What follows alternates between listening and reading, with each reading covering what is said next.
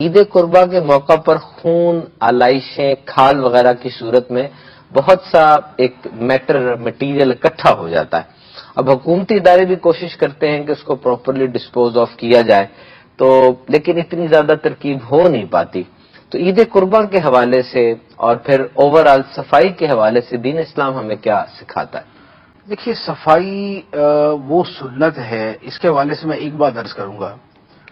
ہم جب ابتدائے اعلان نبوت کی بات کرتے ہیں کہ نبی پاک علیہ الصلوۃ والسلام پر پہلی وحی کون سی نازل ہوئی، تو تقریباً ہر بندہ جانتا ہے جس کا مذہبی شغف ہے اور مطالعے کا شغف ہے، وہ کہتا ہے جی پہلی وحی تھی اقرا، پڑھنے کے بارے میں.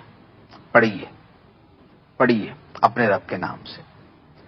لیکن یہ پتہ ہے کہ دوسری تیسری وحی کون سی تھی؟ پہلی تو ہے تعلیم کے بارے میں. آپ یقین کیجئے جو دوسری یا تیسری وحی تھی وہ صفائی کے بارے میں تھی. سورہ مدثر، یہ سب سے جو ابتدائی صورتیں نازل ہوئی نا، یہ ان میں سے ہے. اور سورہ مدثر یوں نازل ہوئی تھی کہ نبی پاک علیہ الصلوۃ والسلام غار حرا میں تھے، تو آپ نے آواز سنی، یا محمد انک لرسول اللہ، اے محمد تم اللہ کے رسول ہو. تو نبی پاک علیہ الصلوۃ والسلام نے نگاہ اٹھا کے دیکھا تو آسمان و زمین کے درمیان حضرت جبرائیل امین علیہ الصلوۃ والسلام بیٹھے ہوئے تھے. بہت عظیم ان کا وجود. تو آپ جو ہے اس سے خوفزدہ ہو کے گھر تشریف لے آئے اور حضرت خدیجہ الکبریٰ رضی اللہ تعالی عنہا سے فرمایا کہ مجھے چادر اوڑھا دیں. تو انہوں نے چادر آپ کو اوڑھا دی. اس وقت وہی نازل ہوئی، یا ایھا المدثر، اے چادر اوڑھنے والے، اے بالا پوش اوڑھنے والے، قم فانذر، کھڑے ہو جاؤ اور اللہ کے ڈر سناؤ، لوگوں کو تبلیغ کرو. وَرَبَّكَ فَكَبِّرْ، اور اپنے رب کی بڑائی بیان کرو. وَثِيَابَكَ فَطَهِّرْ، اور اپنے کپڑے پاک رکھو. یہ دوسری یا تیسری وحی ہے.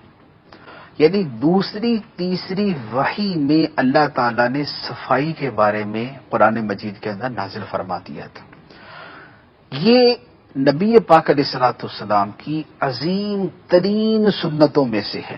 صفائی آقا کریم علیہ الصلوۃ والسلام کو انتہائی پسند تھی. کیسے؟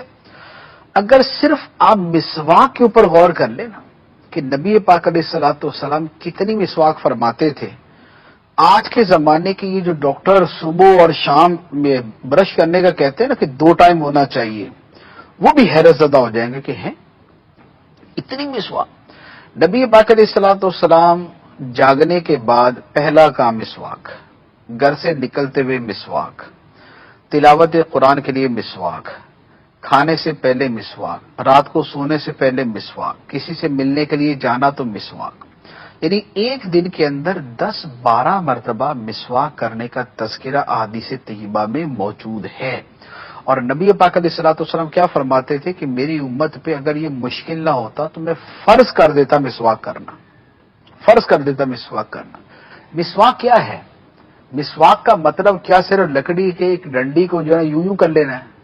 بیسیکلی تو صفائی مقصود ہے نا، اس کا اصل مقصد ہی صفائی. پھر صفائی کے بارے میں اللہ تعالیٰ قرآن مجید میں ارشاد فرماتا ہے، ان اللہ یحب التوابین ویحب المتطہرین، بے شک اللہ تعالیٰ کو بہت توبہ کرنے والے بھی پیارے ہیں اور صاف ستھرے رہنے والے بھی پیارے ہیں. اب آپ دیکھیں توبہ کرنا کتنا بڑا کام. توبہ کے بارے میں جو توبہ کے فضائل اور عظمت ہے، اللہ تعالیٰ نے توبہ کے ساتھ صفائی کو رکھا. توبہ والے بھی خدا کو پیارے اور صفائی رکھنے والے بھی خدا کو پیارے. دنیا میں اس وقت سب سے صاف ستھرے ملک کون سے ہیں؟ یورپ کے. ٹھیک ہے نا، یورپ کے ملک دنیا میں سب سے زیادہ صاف ستھرے.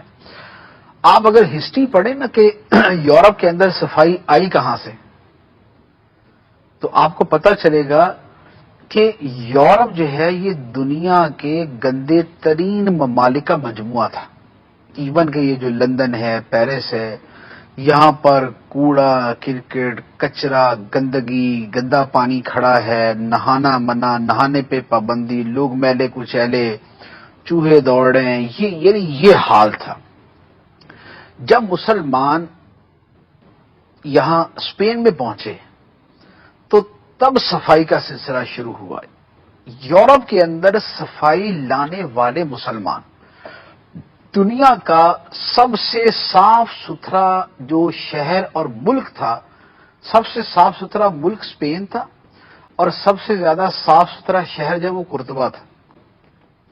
اور یہ تب صاف ہوا تھا کہ جب یہاں پر مسلمان آئے تھے اور انہوں نے اسلام کا جو صفائی والا حکم ہے اس پر پوری ول کے ساتھ عمل کروایا تھا، تب یہ صفائی شروع ہوئی تھی اور تب پورے یورپ کے اندر صفائی آنا شروع ہوئی تھی۔ اس کا مطلب یہ ہوا کہ صدیوں تک اسلام کا جو صفائی کا حکم ہے یہ اس پہ بڑے بھرپور طریقے سے عمل ہوتا رہا۔ یہ تو بعد میں پتہ نہیں کہاں سے یہ جہالت اور یہ عجیب قسم کی چیزیں آ گئی کہ صفائی جو ہے وہ پس پشت ڈالی ہوئی ہے اور ایک عجیب و غریب سی صورتحال بنتی